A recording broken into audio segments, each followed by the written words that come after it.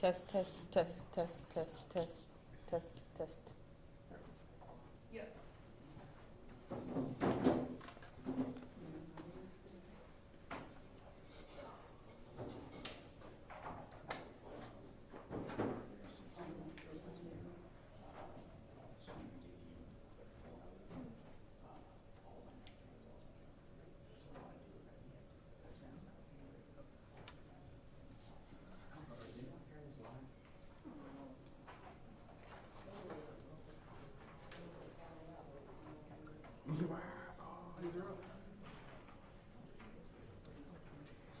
Yes, sir.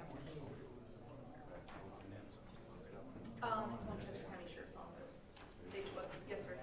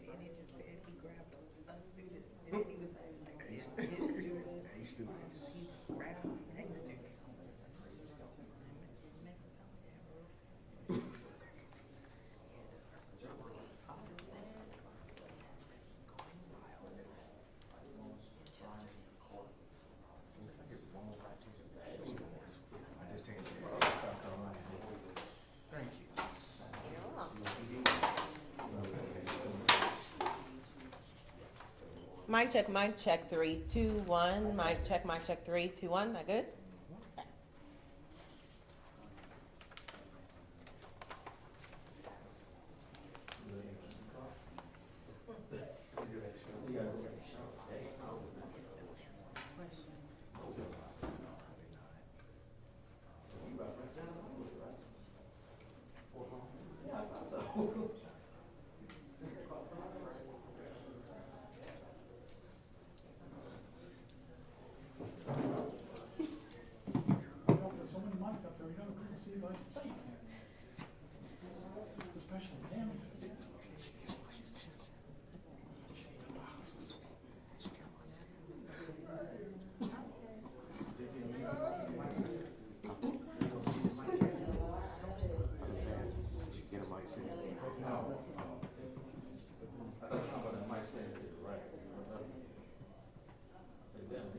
You talking about that one?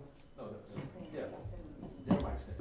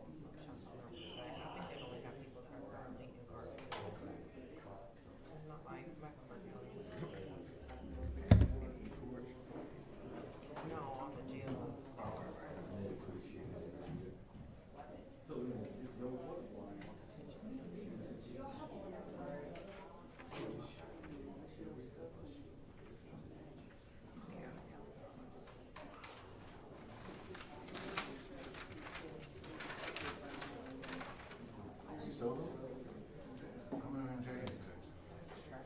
I'll be go live too, then. No, I ain't gonna go live, but I just said that. You have to open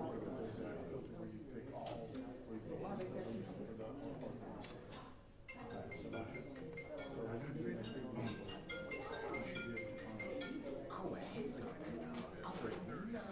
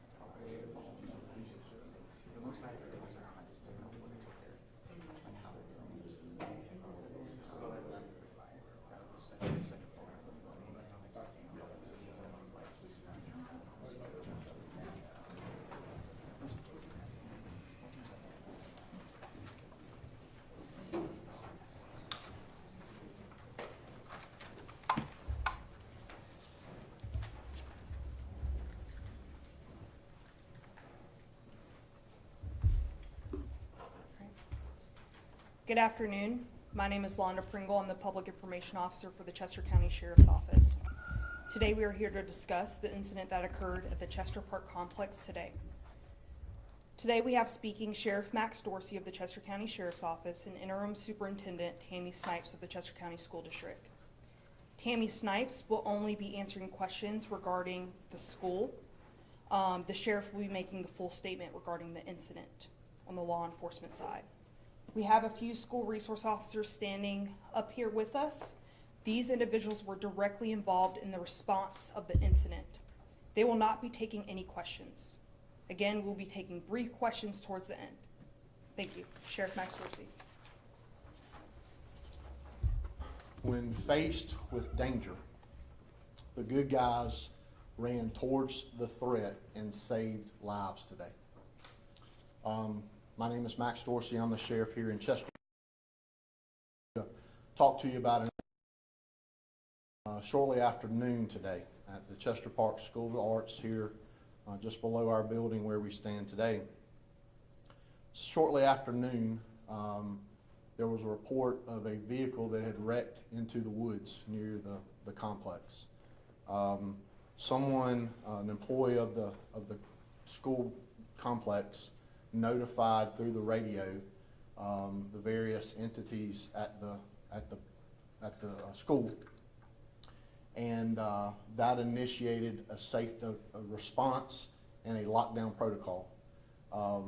The SROs, which we have SROs at every school in Chester County, immediately responded, and not just the ones that were assigned to that building, SROs that are assigned to other buildings in the area, they also responded. What happened was this individual, there was a wreck over near the woods.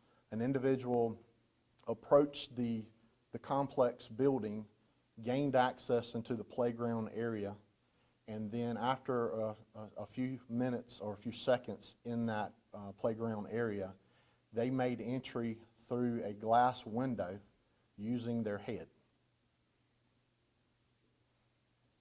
They entered with busted glass, a classroom, and they took a young child, exited that window, and were engaged by law enforcement there in the playground.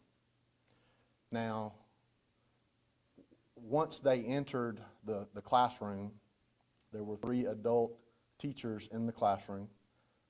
They engaged with the individual. One of the teachers actually fought with that person, but that person was able to leave the room, enter the playground area, which is still a confined space. At that point, multiple SROs engaged with that individual. He was tased. The child was removed from his grasp and was provided medical care immediately. He was placed under arrest, and he, after being taken to the hospital to be checked out, he's now at our detention center. As you can tell from the press release earlier, he's being charged with multiple serious charges: assault and battery of a high and aggravated nature, burglary, second-degree violent, and most significantly, kidnapping. You know, in my 30 years of law enforcement, I could have never imagined something like this would be happening on Halloween in our wonderful town in a secure facility. And I'll just tell you that building is secured. Everybody was where they were supposed to be, behind a window, a locked door in their classroom. And someone who had every intention of going into that classroom, he made entry into it. This is part of a bigger thing. We've been training for these incidents for a long time in law enforcement. This was a priority 6 years ago, not just to have staff in all of these schools, but to also be able when something bad like this were to happen. And that happened today. We've been practicing this since I've been here. We have coordinated efforts with every entity in Chester County and the surrounding counties, with the state and local law enforcement. I've got a Emergency Management Division, Ed Darby and his staff, because he's really the unit that leads a lot of the training. But what we've trained for the past 5 went into place today, and it worked. There are some minor injuries. There is a lot of anxiety. There's a lot of stress that was put out there on staff, teachers, students, parents, the community, and we recognize that. But if there's any good from this, I think it is our community expects us to respond appropriately with great force, and that happened today. When there was a threat, we met that threat. We ran towards that, and I'm very proud of these men and women who are up here standing before you today. There was a physical altercation. That are standing up here did that. They were involved in a physical altercation, tasing. We for these events all the time, and I told you they're organized by Ed Darby and his staff at the Emergency Management, so I want to thank them.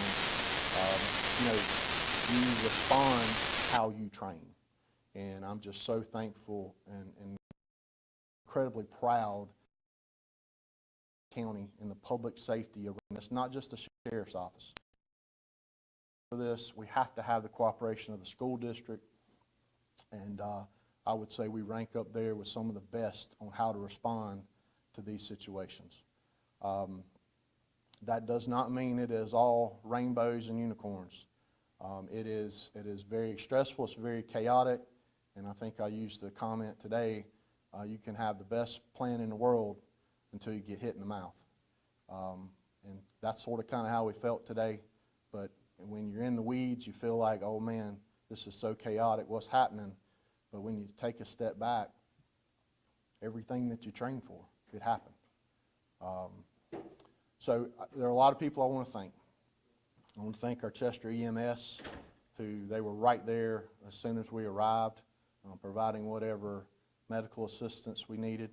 The South Carolina Highway Patrol, they showed up. SLED was here within minutes. The FBI even came and provided whatever assistance they could.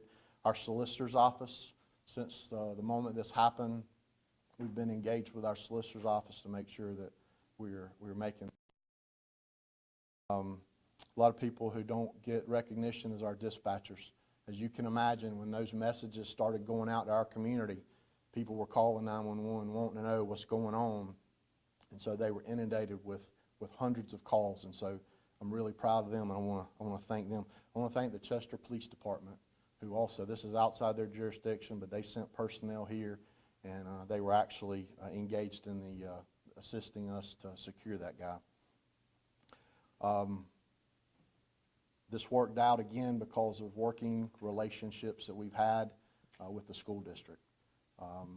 That was a relationship that I was determined to build when I became sheriff, and that has happened. And we've had a lot of difficult situations involved in schools, and we have been able to resolve those situations because of the working professional relationship we have. And I want to thank Ms. Tammy Snipes for that. Although she's been on the job for 31 days, she has handled it like a champ. And so I could not ask for a better partner in this regard. I want to thank the teachers and the administration there at the school. Y'all, they went through a tough time today. And you know, we talk about how we're a first responder, and we are, but they were there before we were, and they were actively engaged in protecting their children, and so I could not be more proud of them. Those principals and assistant principals. Ms. Snipes called members of the district office to come down and help with this. So I really want to thank all those teachers and administrators because they are heroes today. I want to thank all the deputies. We had an all-call, so pretty much most of the people that are employed with the Chester Sheriff's Office and you're a commissioned law enforcement officer, you got called out there today, even though you may have to work tonight. They came out, and they came out because they wanted to be a part of keeping this place safe. And certainly, last but not least, I want to personally thank these SROs who are standing up here. And I don't throw that word out, hero, flippantly. They are heroes. And as this investigation moves forward and details are revealed, you'll see what I'm talking about. You'll understand that. But I don't want to just limit it to these people, these men and women, because we have an SRO in every school in Chester County. And just as these individuals ran to the threat, these men and women at these other schools, they do the same thing every day. And so I'm incredibly proud of them, and I appreciate what they do.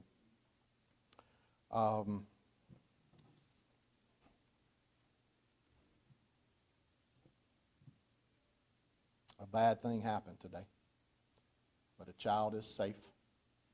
Although with some injuries, a child is safe. Teachers are safe.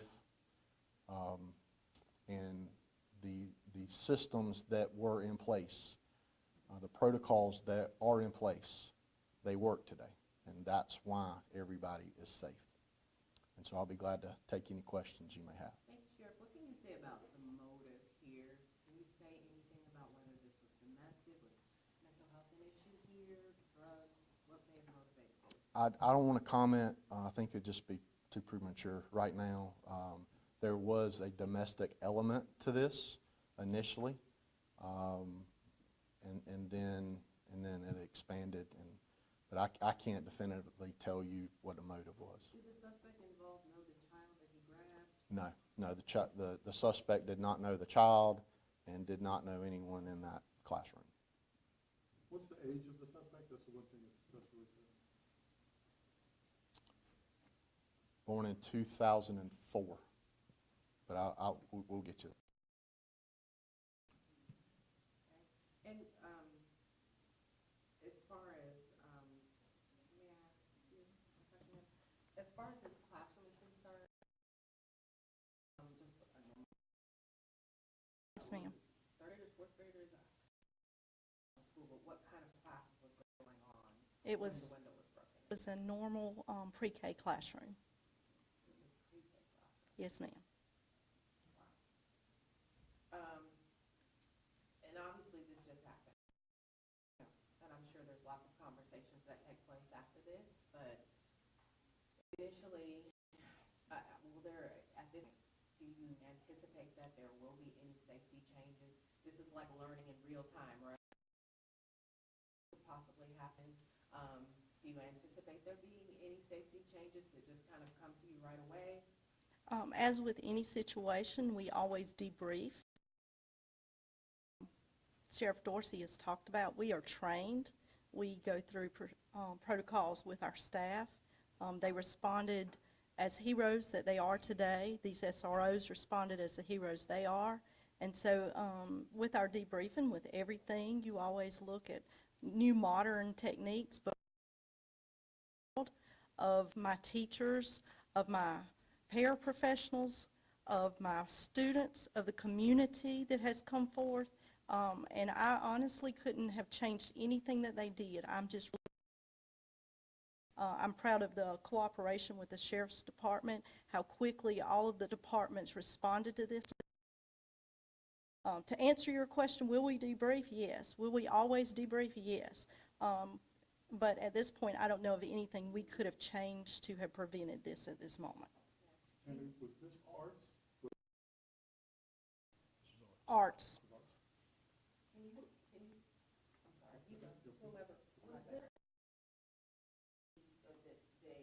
Is it a man or a woman? Man. Man. If this man, like, banged his head into the window, was there any kind of, like, different kind of window pane that he It's the normal school windows. And you can imagine, this is a double pane, school building window, so it's not like something we'd have in our house. No. We are all surprised at how he was able to use his head to bust that window out. As far as the children are concerned, obviously this is a normal week, right? Yes, So it's a normal week.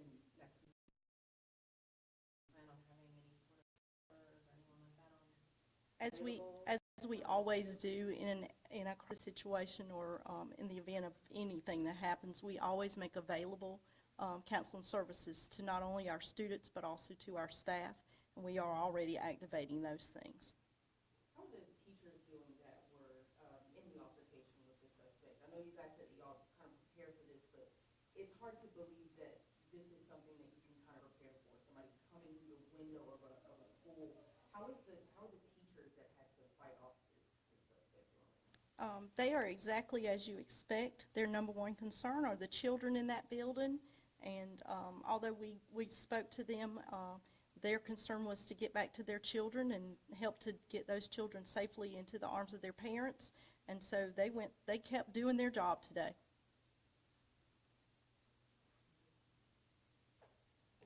You went from lockdown to a dismissal. Kind of explain the process, how you got to that stage.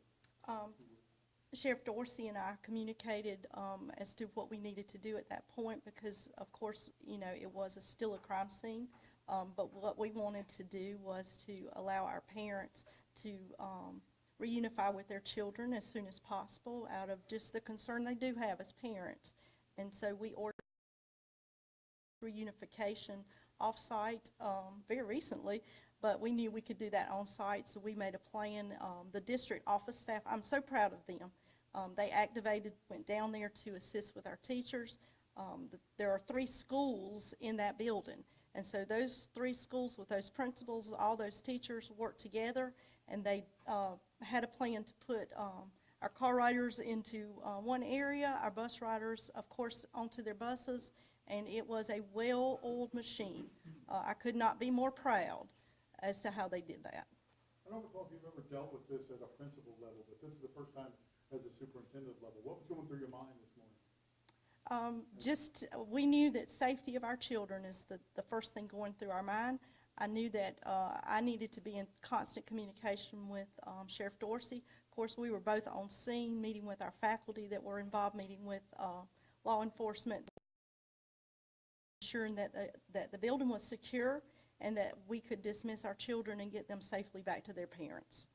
There's been a little bit of discussion on social media, as there always is, about how much information the school district was putting out about this, that parents were freaking out because they didn't know what was going on.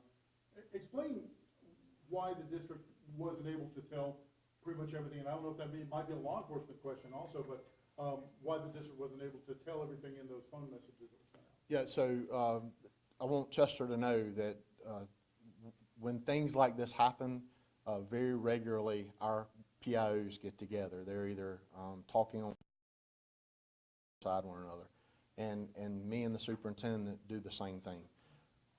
We treat this as a crime scene, though. So this is a criminal investigation, and the most important thing is to maintain the integrity of the evidence and that information. The other side of that coin is we want to make sure we're putting out accurate information. We feel like we've worked really hard to build trust in this community, and the last thing we want to do is put out some inaccurate information that's going to cause that trust to be broken. And so I would rather be limited in what we put out to ensure accuracy than to put out a bunch of information that we're not as confident about. And what Ms. Snipes said, it reminded me, I want to thank Chester. I want to thank the parents. I want to thank this community because I recognize when you get an alert like that something's happening at your kid's school, that you want to do one thing. You want to hold your child. And I get that. And so I really appreciate the parents out there recognizing that we are doing all that we can to keep your child safe, and we want to get them back to you as quickly as possible. And so I'm just very proud that our community trusted us to go through that process and they responded appropriately when we asked them to show up to pick up their child. All right, thank you all. Thank you all for coming. Happy Halloween.